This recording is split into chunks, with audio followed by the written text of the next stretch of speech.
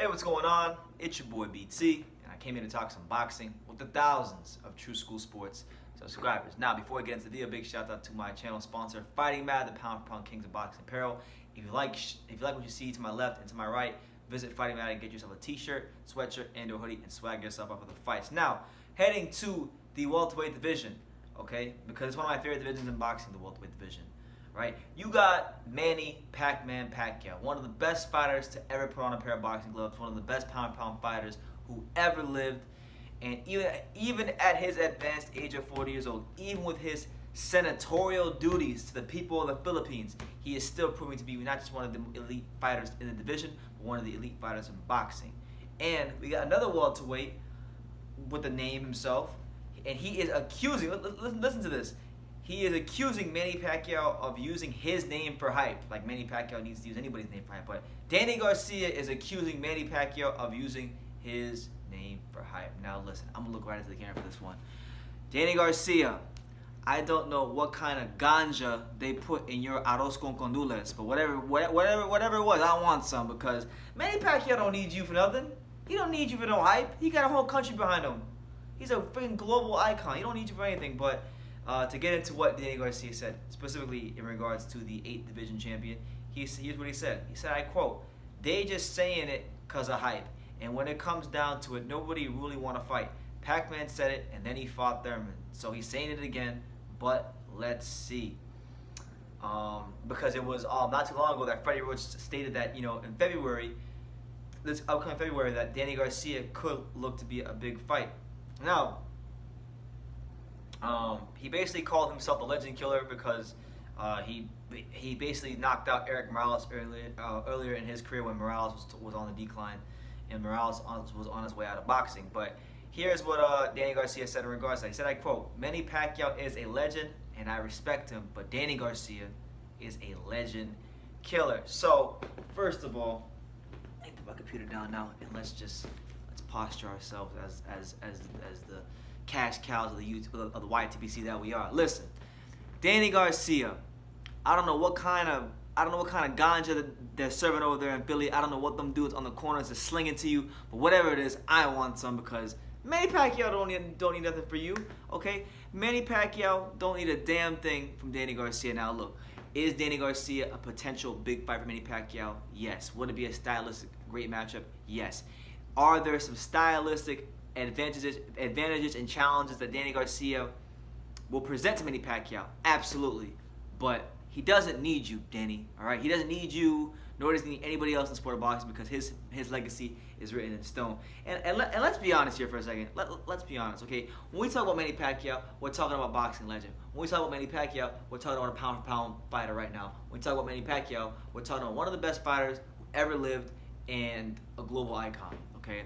Why would that guy need someone like Danny Garcia, who I'll give Danny his credit. I'm not gonna use this video to just shit over Danny Garcia, because Danny Garcia is a big name. Danny Garcia has done record-breaking numbers at the Barclays Center. Danny Garcia does move numbers. Danny Garcia has made a hell of a career for himself in a career that, let's be honest, he wasn't supposed to get this far, because nobody thought Danny Garcia was gonna have that run he had at 140, beating Amir Khan, beating Lucas Matisse, compiling the resume he compiled over there, and then he went to 147. And I'll be honest, his welterweight run has been less than impressive, but he's been in there with some top names, had some good performances, and hasn't really gotten blown out in any of the fights he's had at welterweight. I know he lost to Thurman, but I don't think he got blown out in that fight, and the Porter fight could have went either way. So he's proven himself to be a credible fighter and one worthy of respect. But this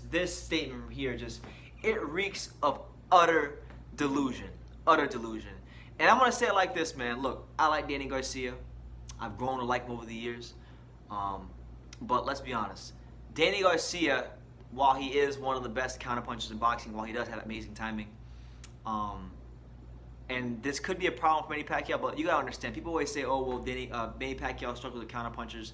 And then they use the fourth Marquez fight, but Jesus Christ, it took him 4 fights to get Manny Pacquiao's timing down and learn how to catch him coming in. Now, ever since that fight, this kind of gets glossed over, but Manny Pacquiao has gotten better and harder to hit and more defensively responsible since he got knocked out by Marquez. So people don't want to talk about that. Okay, so if the Sean Porter fight and many of the Danny Garcia fights have told us anything, is that Danny Garcia doesn't like, he admires his own work too much, that he doesn't know how to be the ring general enough. And, fighting a Manny Pacquiao who's smarter, wiser, and still has plenty to give in the tank, Danny Garcia might get him. I'm not gonna lie to you. Danny Garcia might find himself getting embarrassed. I really agree. I really believe so, because we know he has one of the most durable chins in boxing. We give that to Danny Garcia. He's been there with some fighters. He's never been dropped. But there's a first time for everything, Danny. And you seem to not throw punches when you get a volume puncher who can get some respect from you. You weren't throwing that much against Keith Thurman. You stopped throwing against Sean Porter. People with high work rates that can hurt you at the weight, they lower your punch output significantly, and against Manny Pacquiao, that will get you hurt and hurt severely, because we've seen in the past, if Manny Pacquiao can't respect your power, he's walking right through you. So I want to see this fight, because Errol Spence, that fight's not going to happen next. I don't think so, because of the car crash. And Terrence Crawford's on the other side of the street, so to speak. So once you get past those guys, I think this is probably the next best fight. I mean, unless you're gonna throw him in there with Sean Porter. So, I want to see it. I want to see it, and this is a fight that I've always wanted to see, because I want to see how good Danny Garcia is. I think it's safe to say that Danny Garcia is not a top 3 welterweight, and putting him in the top 5 is even debatable. But this would really let me know whether Danny Garcia is anywhere close to being an elite fighter, because he's already lost to Porter. He lost to Thurman. He loses to Pacquiao. We're looking at a guy who is definitely fringe top 10 to maybe even outside the top 10. Because let's be honest, Danny Garcia has been a 1-4, 2 steps back fighter. As far as his career goes, since he entered welterweight, he hasn't done anything impressive at welterweight. He was gifted a title against Robert Guerrero. He fought Paulie Malignaggi to open up his debut in the division. He beat Samuel Vargas in a fight he was supposed to win. And I expected him to struggle against Adrian Granados.